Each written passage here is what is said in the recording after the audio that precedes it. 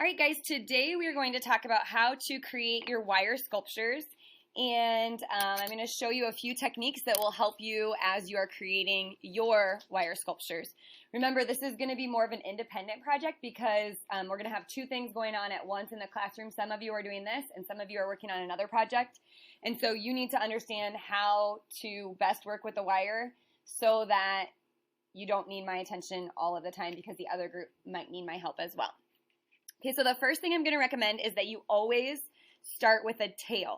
A tail is an extra part that you're going to use at the end to attach back to your piece, but not part of what you're considering as part of your sculpture right now. Okay, so you're always going to just say, all right, this extra chunk I'm going to use at the end to tie my sculpture off. Okay, so always start with that. Even if you don't know if you'll need it, that's okay. You could always cut it off at the end if you ended up not needing it, but you can't go back and add a tail if you don't start with one, okay? Or you could, but it's just way harder. So some of you are going to be creating round things. If you want a pencil or a glue stick or anything round, it's really easy to find something else that's round and just wrap the wire around it. So I start with my tail, and then I'm going to just wrap the wire tightly around that, and I can kind of squeeze it together. And for this, I'm just using whatever wire I found, because at the end, I can always paint it if I need to make this look more like a pencil. I probably don't want to just leave it this lavender color the whole time.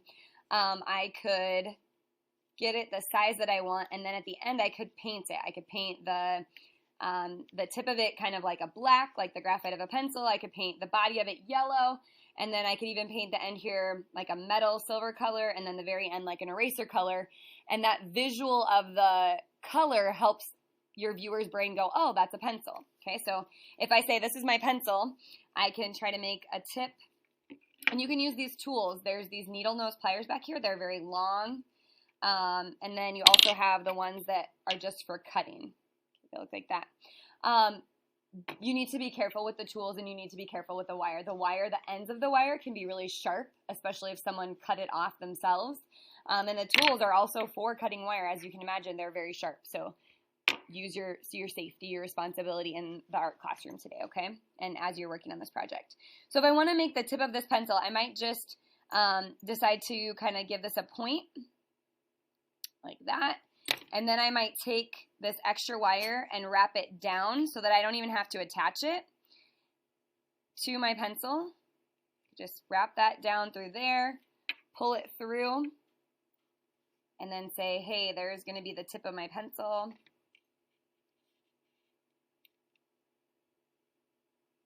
Squeeze that. And then I could use the tail that I had here to attach the end of this. Anything extra I could always just cut off. Squeeze that. And the further down on this tool you are, the sharper it is. So the closer you get to where it actually pinches together, the sharper it is.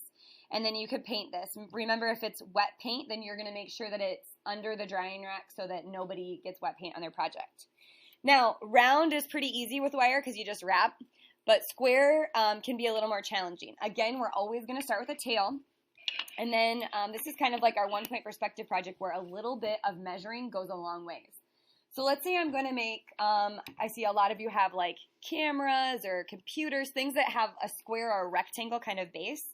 I would start with just a little sketch of, okay, how is this going to lay out mathematically? So if I'm like, okay, I'm going to build this camera like this, and it's going to go like this, and it's going to go like that. And I would just give myself some measurements. Like if this is 2 centimeters, then maybe this over here is 6 centimeters, and maybe it's 4 centimeters tall. And once I have like the basic measurements, now I've just made it really easy for myself. I always start with the tail. I'm going to turn this to centimeter side.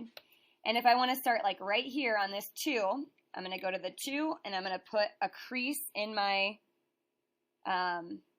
wire from where the tail was for that 2. Now I'm going to go to the 6. So I'm going to go from where I started there, go to the 6, put a crease. Now I'm back to the 4 right here. I'm going to go from that crease to the 4. Then I would be going across the back that you can't really see back here. It'd be another 6 centimeters. Okay. And maybe you want to, this is a little tiny piece of wire, but once you get one side of that rectangle, you want to wrap. Okay, so there's one side of my camera, and then here's the start of the other. I could wrap right onto this with another piece of wire. I'd want to measure this to be 6 centimeters. Oh, and it's not quite, so I'd want to add this, possibly right here to this corner with this tail. And remember, all this wire can be painted at the end, so you don't have to worry if it doesn't match. So if I go to the 6 centimeter here, I can bend it, and then I'm going to go to the 2 centimeter, and then I can attach that right there at that corner.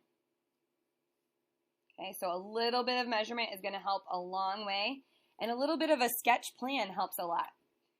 So you can see that it's starting to come together. It's starting to get three-dimensional.